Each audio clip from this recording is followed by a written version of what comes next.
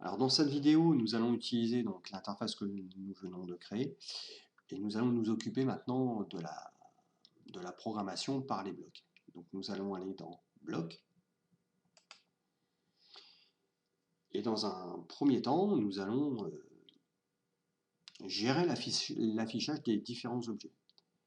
Donc nous allons cliquer sur Screen et sur Screen, nous allons prendre quand l'affichage est initialisé. Nous allons utiliser le titre de l'application, déjà dans un premier temps.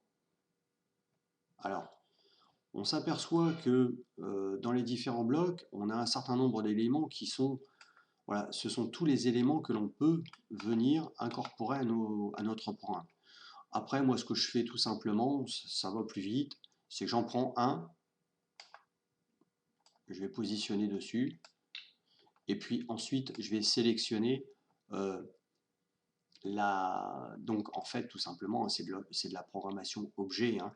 Donc l'attribut de ma méthode, je vais changer l'attribut, c'est-à-dire ce que je veux c'est l'attribut visible, et l'attribut visible je vais le mettre à vrai puisque je veux que le titre de l'application soit visible. Donc maintenant c'est tout simple, hein, c'est tout bête, hein, je duplique l'élément et puis ensuite je vais mettre le label 1, je crois, visible. J'ai voilà l'image, donc l'image, je vais faire la même chose. Donc, je vais prendre l'élément, alors je vais mettre l'image entre les deux, voilà. Hauteur, visible. Là, je vais cliquer, je duplique, je le pose. Je pense que ça va beaucoup plus vite à fabriquer nos blocs directement par des copier-coller que plutôt d'aller chercher en fait les différents éléments. Alors, lors de l'initialisation, bien sûr qu'il va falloir trouver le bloc Bluetooth visible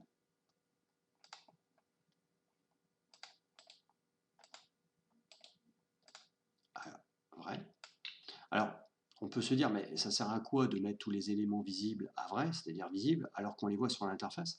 Parce qu'on verra que dans la prochaine vidéo, nous allons créer en fait la connexion au Bluetooth et donc l'apparition de certains éléments qui vont être cachés quand le Bluetooth n'est pas activé. Voilà, hein, donc là je positionne les différents éléments que je viendrai bien sûr modifier plus tard. Voilà, donc à propos visible. Voilà. Alors, ce que je peux faire aussi, le temps que j'y suis, c'est créer en fait un événement sur le bouton à propos. C'est-à-dire que quand je vais cliquer sur le bouton à propos, je vais ouvrir un autre écran. Alors, quand à propos est cliqué. Quand à propos est cliqué, je vais ouvrir un autre écran.